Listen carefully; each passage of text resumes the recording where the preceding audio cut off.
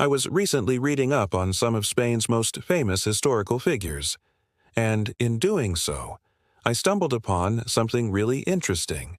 As it turns out, Spain has had quite a few female rulers over the years. However, they were all de facto rulers. So when you look at the list of Spanish monarchs, you won't find any women among them. In fact, it's been nearly 800 years since a woman last sat on the throne of Spain. Welcome to my channel. Today, we are going to take a look back in time and meet 5 powerful Spanish women whose influence extended far beyond their roles as consorts or regents. You might be familiar with some of their names, but more than likely you'll be hearing about most of these women for the first time. We'll explore how they rose to power, the challenges they faced, and the lasting impact they had on Spain's history. Make sure to watch till the end to learn about the only Queen of Spain in over 700 years. And while you're at it, don't forget to subscribe so you never miss any of our future videos. Number 5, Teresa of Austria. Let's start our journey with Teresa of Austria, a woman who held immense power yet remained shrouded in mystery. Born in 1515, Teresa was the daughter of Holy Roman Emperor Charles IV and his wife, Joanna of Castile. Her early life was marked by tragedy as her mother suffered from mental illness, leading to Teresa being raised by her grandmother, Isabella of Portugal. Despite this challenging upbringing, Teresa demonstrated remarkable resilience and intelligence. She became fluent in multiple languages, including Latin, Greek, and Hebrew, and she developed a passion for literature and the arts. In 1539, at the age of 24, Teresa married Philip, Duke of Sardinia, a member of the powerful Savoy royal family. This union aimed to strengthen ties between Spain and the Kingdom of Sardinia. However, soon after the wedding, Teresa's world was turned upside down. Her father, Charles V, abdicated the throne, and her husband, Philip, unexpectedly became King Philip II of Spain. Overnight, Teresa found herself in the position of queen consort, sharing the crown with her husband. As the new Queen of Spain, Teresa played an active role in court, providing counsel to her husband and representing the kingdom on important occasions. She was particularly involved in matters related to art and culture, patronizing many renowned artists and writers of the time. However, her role in the court was not without its challenges. Philip II was known for his strict religious views and autocratic rule, and he often clashed with Teresa over her more liberal and tolerant stance. Additionally, the couple faced significant political and economic pressures as Spain's vast empire was constantly engaged in conflicts with rivals such as France, England, and the Ottoman Empire. Despite these challenges, Teresa remained a steadfast presence in Philip's life, supporting him through thick and thin until his death in 1598. After his passing, she continued to live in the royal court, acting as regent for her son, Philip III, until her own death in 1618. Number 4, Maria Theresa of Austria. Shifting our focus now to the 18th century, we encounter Maria Theresa of Austria, a woman who defied convention and shattered expectations. Born in 1717, Maria Theresa was the only surviving legitimate child of Holy Roman Emperor Charles VI and his wife, Empress Elizabeth Charlotte of Wittelsbach. From a young age, she displayed a sharp intellect and a strong will, excelling in her studies and demonstrating an interest in governance. Despite being the heir to a vast empire, Maria Theresa's path to power was not without obstacles. The male-dominated society of the time saw women as inferior and unfit for ruling. Moreover, within her own family there were those who sought to undermine her claim to the throne.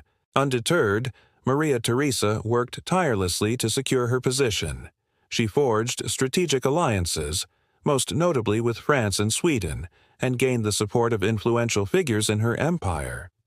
In 1740, at the age of 23, Maria Theresa's father died, leaving her the heiress presumptive to the Habsburg domains. However, her brother, the new emperor, Charles II, initially disregarded her claim and attempted to secure a male heir. When it became clear that Charles would not produce a legitimate son, Maria Theresa and her husband, Francis Stephen of Lorraine, took action. They traveled to Vienna and, with the help of Maria Theresa's sister, Margaret, seized control of the imperial throne. This marked the beginning of Maria Theresa's reign as the first female ruler of the Habsburg monarchy. Throughout her 40-year reign, Maria Theresa implemented significant reforms in education, healthcare, and finance. She also played a pivotal role in the War of Austrian Succession, defending her territories against foreign invaders. While she faced numerous challenges and never fully achieved gender equality, Maria Theresa's legacy as a trailblazing female monarch endured. Her determination and resilience paved the way for future generations of European women seeking to break free from societal constraints and make their mark on history. Number 3. Juana of Castile.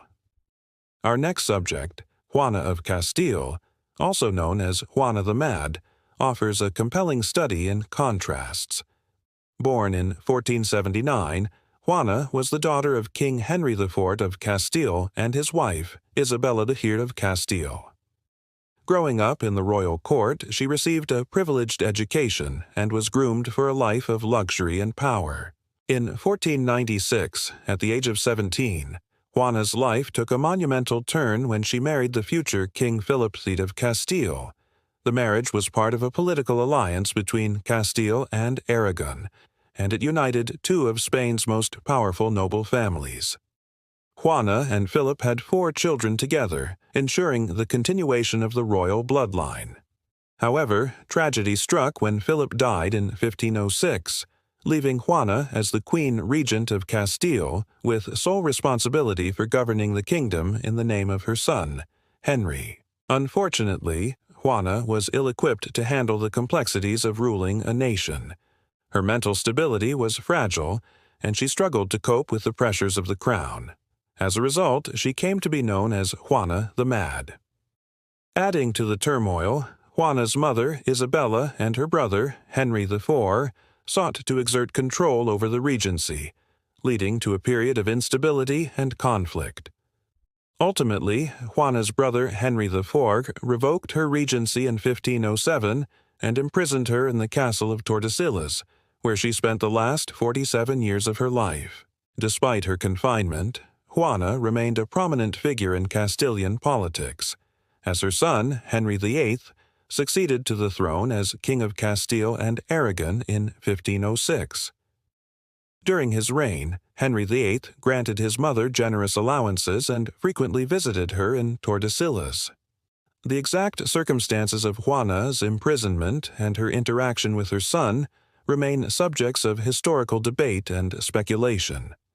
Some accounts portray a caring and attentive son who honored his mother's memory, while others suggest that Henry exploited Juana's confinement for political gain. No. 2. Isabella of Castile. Now, let's turn our attention to Isabella of Castile, a woman whose name is synonymous with power and legacy.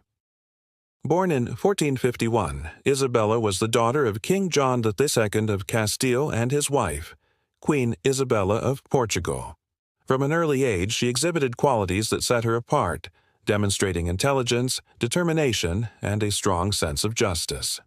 Isabella's path to power was fraught with challenges. The political landscape of Spain was turbulent, with rival factions vying for control and her father's health deteriorating. Nevertheless, Isabella persevered.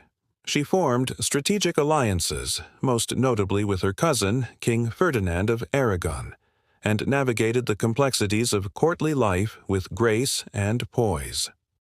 In 1469, Isabella and Ferdinand entered into a marriage that would unite the kingdoms of Castile and Aragon, laying the foundation for a unified Spain. This union not only brought 2 separate states together, but also produced offspring who would shape the future of the Iberian Peninsula. Ferdinand and Isabella's children included Isabella, who went on to become Queen of Portugal, and Juana, who later played a significant role in the Spanish Inquisition. The couple's efforts to forge a unified Spain were not without opposition, but their determination and strategic brilliance prevailed. Under their joint rule, Spain embarked on a period of growth and prosperity. They implemented reforms, promoted trade, and sponsored exploration, setting the stage for Spain's emergence as a global power. Ferdinand and Isabella's reign also witnessed the completion of the Reconquista, the centuries-long effort to reclaim the Iberian Peninsula from Muslim rule. Their victory over the Emirate of Granada in 1492 marked a significant milestone in Spanish history and had profound religious and cultural implications. Among the lasting impacts of Isabella's legacy was her patronage of Christopher Columbus, whose voyage across the Atlantic in 1492 opened up new worlds and ushered in an era of exploration and discovery. Isabella's contributions to navigation and cartography also left an indelible mark, shaping our understanding of the globe and inspiring future generations of explorers. Number 1. Isabella of Bourbon. And finally, we come to the most recent addition to our list, Isabella of Bourbon, the only Queen of Spain in more than 700 years. But how did she achieve this status? Well, it all started with a dramatic turn of events in 2014. Spain's then King Juan Carlos abdicated the throne due to health concerns and a series of scandals involving his relatives. This unexpected development led to his son, Prince Felipe, ascending to the throne as King Felipe VI. Upon his accession, Felipe chose the former Princess Sofia of Greece and Denmark, his second cousin once removed, as his wife. Their marriage not only united two royal families but also symbolized a new chapter in Spanish history. In June 2014, the couple had their first child, a beautiful baby girl named Leonor, who was born at the Ruber International Hospital in Madrid. With Leonor's birth, Spain had a new heir apparent, positioning her as the future Queen of Spain. Although Leonor is too young to take on the full duties of a monarch, she is already making her presence felt. Accompanied by her parents, she has accompanied them on various official engagements and public appearances, showcasing her poise and charm. As the heir to the Spanish throne, Leonor's upbringing will be steeped in tradition and protocol. She will receive a rigorous education, learning about her royal heritage and the responsibilities that come with being a member of the Spanish royal family. It remains to be seen what challenges and triumphs await her in the years to come. But one thing is certain. Leonor's journey will continue to captivate the world's attention as she grows up in the spotlight and prepares to one day ascend to the throne. That's all for today.